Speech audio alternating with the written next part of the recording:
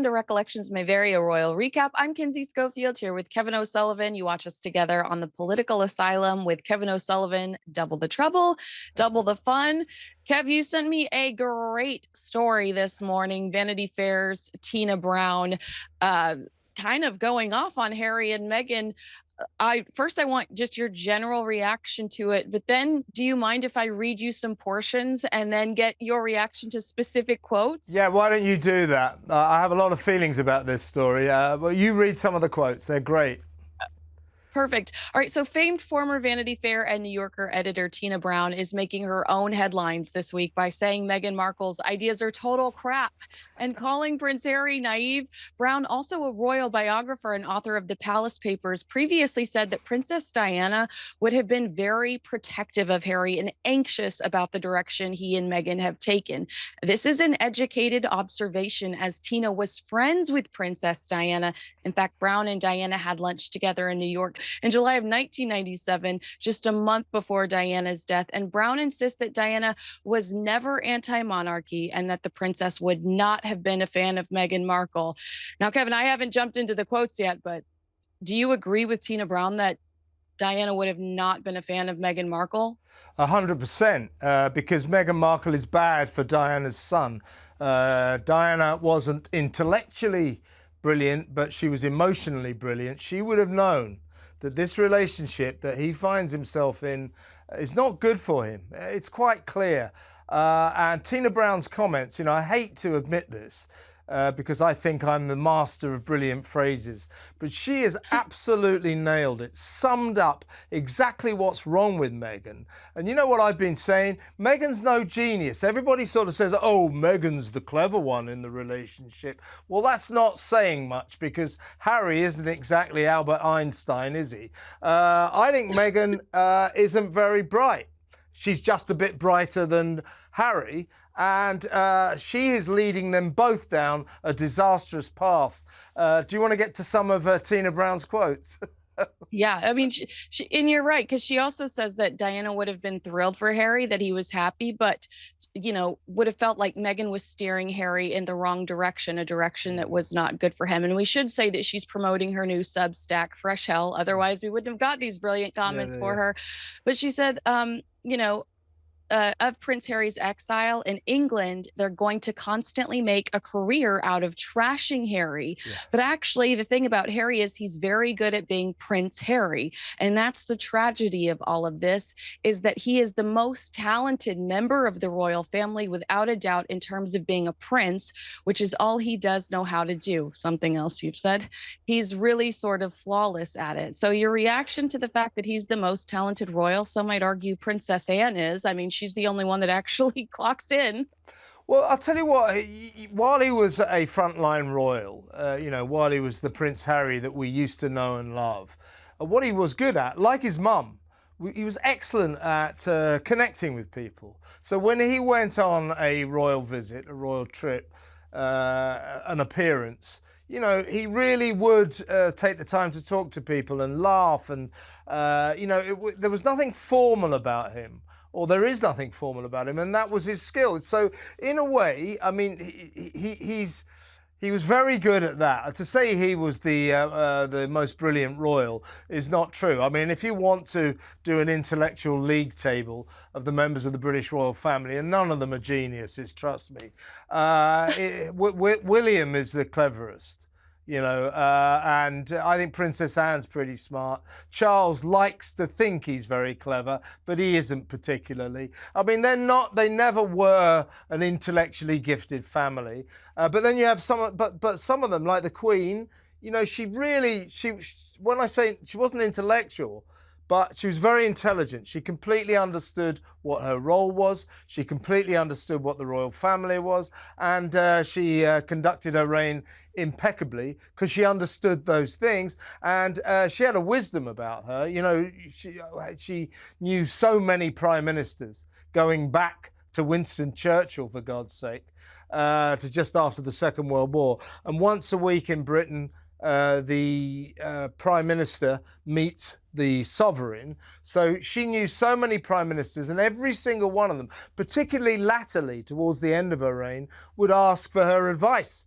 because she'd seen so much. She'd spoken so often to Britain's leaders, and so she knew where it was at. So she was very Yeah, so intelligent. so basically what you're saying is Meghan missed a huge opportunity. Like, imagine what she could have learned by engaging more with Queen Elizabeth and by spending more time with her and not rejecting her last invitation to meet with her days before her death. Tina also says, and again, like to your point, I've heard you say things very similar. She says of Meghan with Harry, I think he's pretty much in the thrall of Meghan. The trouble with Meghan is that she has the worst judgment of anyone in the entire world. I She love that says phrase. exactly. And she's a perfectionist about getting it all wrong. We know Meghan is a control freak, so that is a very important line. She's a perfectionist about getting it all wrong. Her issue is that she doesn't listen. She has all these people, asks them their opinion, and then doesn't follow it. She does what she wants to do, and all of her ideas are total crap, unfortunately. Which is what Um, Tina Brown said. She says that, was it her exact phrase was that Meghan is flawless at getting it all wrong. And as you say, she goes on to say, and this is what I mean about, I wish I'd have come up with these phrases. And by the way, I am going to steal them. As you say, she also says she has the worst judgment of anyone in the entire world, which is true. Yeah, and that's why I think, you know, as I say, we've all sort of chugged along on this sort of assumption that Meghan is the clever one. Meghan's very clever, very intelligent. I don't think she is. If she had even a modicum of wisdom about her, she wouldn't have behaved in the way she would. As you said, she would have listened to the Queen more. Megxit, Tina Brown, who does very much know many people within royal circles, she said, interestingly, that at the palace, they always expected Harry to leave at some time because he was so unhappy being constrained by royal life. But there was a way of doing it, and Meghan got him to do it all wrong. And that's why Tina Brown said that Megxit was an absolute disaster.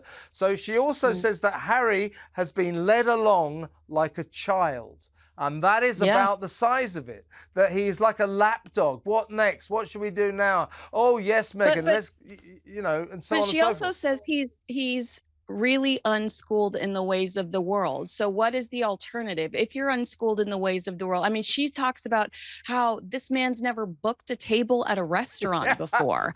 And, you know, she called him a lamb to the slaughter when it comes to Meghan Markle. He was terribly impressed with her. He thought she knew it all. She persuaded him that she was the savvy Hollywood wheeler dealer who could come in and make them stars and all the rest of it. And he just blindly followed her like a child.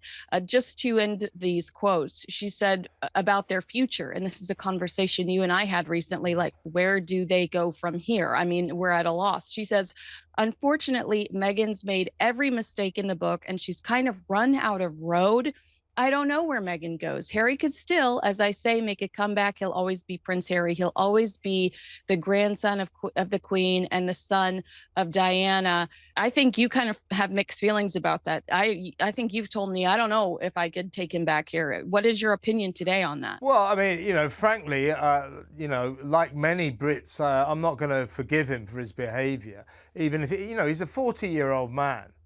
He's an adult. So the bottom line is he shouldn't have been led astray. He should have known his own mind, but he was led astray, and he's made some terrible mistakes. He's insulted all of Britain, not to mention his own family, calling his own family racists. Absolutely disgraceful, utterly unforgivable. So as far as I'm concerned, he can stay where he is. You lot in America can have him. But I reckon in the future we will have to have him back, because he's going to come back with his tail between his legs. I'm not excited about that prospect because I'm worried about his kids. You know, I never want to see a marriage break up, but it is going to break up. There's no doubt in my mind whatsoever. So in the future, he will come back, and I think slowly but surely he will rebuild his relationship with the British people, because despite all his mistakes, despite his stupidity, despite his spitefulness sometimes, his immaturity, in the end, if you get with him, I mean, I've never met him, but if you do meet him, he's clearly a likable guy. And so I think he can at least, if he comes back, he can go to some way towards repairing the damage he's done, and he'll look back on the day that he hightailed it out of Britain with Meghan as the greatest mistake of his life. And as for her, what does she think she's playing at? What on earth has she done? What is she doing? You and I, Kinsey, every week we discuss this. What are those two up to? What is Meghan doing? What is Harry doing? And what do we draw a blank every week? This is her fault. She has led him into a kind of nothingness and oblivion. Well, yeah, I mean, now we know they're buying vacation homes for their perpetual vacation. But we do, we do have. I mean, I hate to break it to you, but we do have new details about Meghan Markle's podcasting career. Kevin, are you ready for this? I am. Her former TV husband, Patrick J. Adams, confirmed to The Hollywood Reporter this week that Meghan, her favorite outlet, that Meghan has been invited to appear on his Suits Rewatch podcast. He said that Meghan sent him a lovely text message when they decided they were going to do it. He says, obviously, we informed the cast and said, look, guys, we really want to do this thing, and we are telling our stories. This is not about telling anyone else's story, especially with Meghan. He said, she's had obviously such a crazy life since the end of the show, but she sent a lovely note in full support of the show and asked us how we could help. We're all very excited to see if there's a crossover, and we can do that. He said, we're super interested in celebrating what Meghan did on the show. She brought Rachel to life in such a beautiful way. He talks about how it's important for him because she did play his wife. Like she's kind of crucial for his podcast success, right? So they can recap some of their stories. But he says, so for our purposes, it's just about celebrating their characters and completely staying away from anything outside of that. Hopefully along the way, she'll come and join us for a conversation that would obviously be incredible. Kevin, what is Limonada Podcast thinking with Meghan having released all of 0 episodes under their umbrella after the big press release and deadline exclusive that she was heading from Spotify unemployment to Limonada? Are they going to resent the fact that she's creating content for other people? I don't think they'll be thrilled, but I think you probably agree with me. I think the next podcast that we hear or see Meghan on will be the Suits recap. Interesting that Patrick said that it's a good idea. It's based around the fact that him and he's doing it with some other member of the cast who I forget, and they've never actually seen Suits. So they're going to rewatch the entire series. So I guarantee you Meghan will turn up because she needs the publicity now. And I also guarantee you that while Patrick has never watched himself on Suits, Meghan will have watched herself about 1,000 times per episode. So she'll be good on that. But yeah, that's the next podcast she'll be on. And you called it last week. And I wasn't convinced, but I think you're right. When you said to me on my show, The Political Asylum, you said that you are beginning to suspect that Meghan in particular, but Harry as well, are playing us. That they're staging stunts to get headlines. I mean, why else would Harry allow himself to be filmed at a surf camp? You know, that wasn't an accident. Meghan's turning up at events wearing eye-catching outfits. These are not accidents. Meghan is contriving to get them on the front pages again and hatching up another one of her harebrained schemes to make money that won't work. This is now why I think her schemes don't work. Is she hasn't got the brains to pull them off. And she hasn't got the brains to defer to people with brains. I mean, you don't have to be a genius to be successful in show business, but you have to know who the clever people are, who to work with, who to defer to, who to take instructions from. And she doesn't know that. She doesn't take instructions from anyone, and she's a know-nothing, you know, so that's her problem. Again, we come back to the perennial question, what does she do next? She'll be on the Suits podcast, but then what? I don't know. I think my initial instinct was that she would think she was too good for a Suits rewatch podcast. But does it make sense for her to remind the world that she has had a win? She doesn't fail at everything. Yeah. So they can go on this podcast and talk, oh my God, everybody's rewatching it on Netflix. Oh, I'm so surprised at how everybody loves this show again. Like it gives her the opportunity to say, like, I don't fall on my face all the time. Yeah. Well, a year ago, Kinsey, maybe even 6 months ago, she would never have considered going on a Suits reunion podcast. But times change. And now I guarantee you she'll turn up on it because she's looking for positive headlines. She's looking for publicity to rebuild her career, as it were. But as we keep saying, I just don't see where she's heading. I mean, let's not, for God's sake, talk about American Riviera Orchard, which is just nothing. It's a nothing project.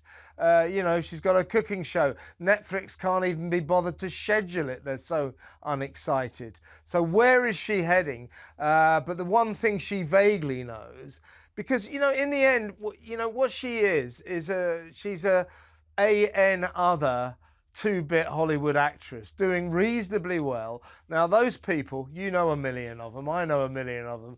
The only thing they sort of know is if I can get on the front page, if I can wear an eye-catching outfit to a premiere or an awards ceremony and I get on the front page, that's good for my career. That's about her level. And her level will dictate that she goes onto that Suits podcast. I guarantee you. Yeah, it was strange too because I went back and read Tom Bower's book because I put together a list of all of the bullying allegations, although I just realized I missed one, so I'm going to have to make another video. But she's kind of obsessed with freebies. And that's very much that Hollywood mentality of like, oh, I gotta get all the free clothes, I gotta get all the free things, even if I don't have a place to wear them. I'm entitled to all of this stuff because I've earned it. So I want to get all these free things. And you're right, she's I want to be careful of how I say this, but a low level thinker. Does that make sense? Yeah. I think we give them way too much credit. A year or two ago, we were talking about this woman being the next presidential candidate, and now she's making jam and contemplating appearing on the Suits rewatch podcast. Exactly right. This is how far she's fallen. And you're right. She's a low-level Hollywood thinker with high ideas about her status. And you know what's interesting about that is that makes her exactly the same as Harry. Harry has massive ideas about his status, and that's why he's constantly at war over whether or not he gets an armed police guard when he comes back to Britain. Let me tell you, Kinsey, he doesn't give a damn about safety. That's not what that argument is about. Because he'll be safe, he knows that. Meghan will be safe if she ever comes back to Britain, which she probably won't. The kids will be safe, he knows that. He knows that. It's not about safety, it's about status. With Harry, it's if William gets an armed police guard, I want an armed police guard. If Anne gets an armed police guard, I want an armed police guard. Well, you have to put in the hours. You've got to work. You've got to be a frontline royal. But that's what that's all about. And it's a fascinating fact that both of those two, Harry and Meghan, are obsessed with their status. Wait, so I can't tell if you did this on purpose, but what a beautiful transition, Kevin. I'm going to assume that this segue is not as organic and brilliant as it feels, that you did this on purpose. No, I just segued there. I'm free-forming. Yeah, let's talk about the Mail's report that we saw Prince Andrew this week on a quiet horse ride, days before he will reportedly lose access to his 10-strong security team who are paid for privately by King Charles. Andrew's discreet outing comes as sources say the king no longer plans to finance his brother's hefty security bill. The Duke lost his publicly funded protection officers in 2019 when he was ordered to step down as a working member of the royal family amid the Epstein scandal. How much does Prince Harry have to do with the king's decision, Kevin? Was it a bad look for the king to pay for Andrew while Harry is, and I agree with you about the reasoning, but while Harry is so outspoken about his security. I'll tell you, there's two things. I think the King, King Charles, is at the end of his tether with two people. One is Harry, and by the way, you know, everybody always says about Charles, he's very forgiving. He'd like to patch things up and all that, and I think in a way he would. But trust me, he's got a temper, and he's really frustrated with Harry, to say the least. And the other person in his family that he's at the end of his tether with is his brother, Prince Andrew. By the way, so in another picture, have you ever seen a portrait of despair and forlornness more poignant than when you see Andrew out on one of his horse riding trips with that little hat on? Like that. I mean, it's like a picture of misery. And you know, when you see him in his Land Rover driving through the royal parks around Windsor, where's he going? Where's he going? I want to know where he's going. You know, you're always seeing him driving, and he's always got one of his security officers next to him. And you think, where are you going? What are you doing? I mean, he's got nothing going on in his life. You know, I think we discussed it the other week. He's taken up plane spotting because Windsor, where he lives and where Windsor Castle is just underneath the final flight path into London's Heathrow Airport, busiest airport in the world. And you can do that. I know, because I was brought up around that area. And the kids all that you stand and you have to get the registration number. It's the most boring hobby possible. You have to get the registration number from the bottom of the plane, and then you check it off in this book that you buy. So that's what he's doing with his time now. But as you say, the king wants him out of the Royal Lodge. The Royal Lodge is falling apart at the seams. It's 30 rooms. He lives there with Fergie. Fergie's not there that much because she's got a place in London as well. So in effect, half the time, it's one guy living in a 30-room mansion that's falling apart, that's dilapidated. The king wants him out of there because he could rent it out, he thinks, for millions of pounds a year. And he wants him to move into Frogmore Cottage, which is just up the road, where Harry and Meghan used to live, and they did that up. But they spent £2.5 million, you know, $3-4 million doing it up, and it's pristine. The king wants Andrew in there, but he won't go. So the king's idea is, right, I'm taking away your security team. The king spends millions of pounds so that Andrew can have 10 men protecting him. I don't think he needs it. Again, he's going to find out that his status is rock bottom, because that's happening. The king is clearly determined to get Andrew out of the Royal Lodge and into Frogmore Cottage. And by the way, I read this morning, apparently the king gives Andrew £4 million a year. I mean, that's what, $5-6 million a year. Why does he need that? He doesn't do anything. He just gets on his horse and then sometimes drives his car. I mean, what? He doesn't need it. So I think that the king is basically saying, I've asked you to move out of Royal Lodge. I've asked you 100 times, 1,000,000 times, and you won't. So I'm cutting you off. No more security men, no more money. It's an interesting situation. Brothers at war. And they always preface this story when you read it in the papers. Of course, the king loves his brother, but. Well, maybe he loves him, but I'll tell you this, he doesn't like him. No one likes Prince Andrew. No one likes Prince Andrew. Oh, the Queen did. God rest her soul. It was always her favourite son. But he's a pompous oaf, and the king doesn't like him. Yeah, I think that that's a much better theory than mine. I just felt like maybe he felt like it wasn't a great look to pay for Prince Andrew, but have Prince Harry on television saying, I'm having to do all of these things because I can't afford to protect my family. But I think you're right that this is more of a strategy to move Get him Andrew out. Yeah. yeah, out of Royal Lodge. Well, the king is getting a ton of positive attention this week in Australia, but unfortunately, and we've had this conversation briefly, there has been some negative attention as well after Australian Senator Lydia Thorp launched a shameless and scathing attack on King Charles and Queen Camilla moments after the king delivered a speech at Parliament House in Australia. I've never liked Camilla more than when I saw her snickering after that lady went crazy. It was so catty.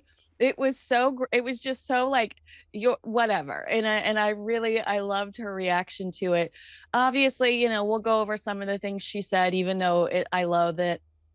She yelled, "You committed genocide against our people. Give us our land back." She said, "You're not my king. You destroyed our land. Give us a treaty." Now, the leader of the opposition, Peter Dunne in Australia, has come out publicly to call for Thorpe to resign from politics on principle, telling Australia Sunrise, "I think there's a very strong argument for somebody who doesn't believe in the system, but is willing to take $250,000 a year from the system to resign in principle," saying like, you make a significant amount of money from this. Obviously, you don't believe in it. Where how is that ethical? Yeah. He said, if you were true about your cause and not yourself, I think that's a decision you would make. You and I discussed this yesterday. The king is like, if you don't want me, dismiss me. I am completely okay with that. Buckingham Palace has said something Mm. similar. Yeah. Is it fair to hold current generations responsible for the actions of their ancestors, Well, Kevin? I don't believe that it is. I mean, I don't believe in slavery reparations. Britain is currently being asked to pay as much as 19 trillion pounds, $30 trillion or something, to the Caribbean nations for slavery, for the fact we had slaves on plantations there like 200, 300 years ago. Well, we abolished slavery in 1833. I think America abolished it about 30 years later. Neither America or us can be held responsible for the acts of our forefathers before we were even alive. And any way up, I don't think the king is responsible for genocide there. But I think what's interesting about Lydia Thorpe's very vocal protest is that actually the Australians, they don't want independence. About 5 years ago, it was getting close. But polls reveal right now that they've never been closer to the royal family. That everybody thought that when the Queen died, that was when Australia would say, right, we cut the ties now. But in fact, the Australians, the population of Australia, has made it clear that they are more keen than ever to keep their ties to the British royal family. So Lydia can shout and scream all she wants, but it ain't gonna happen. I agree with you. All right. Thanks so much, Kevin. It was so wonderful to catch up with you. Whether you agree with us or disagree with us, let us know in the comments below. Make sure you like, subscribe, and share with a friend. Thanks so much for watching. I'm Kinsey Schofield.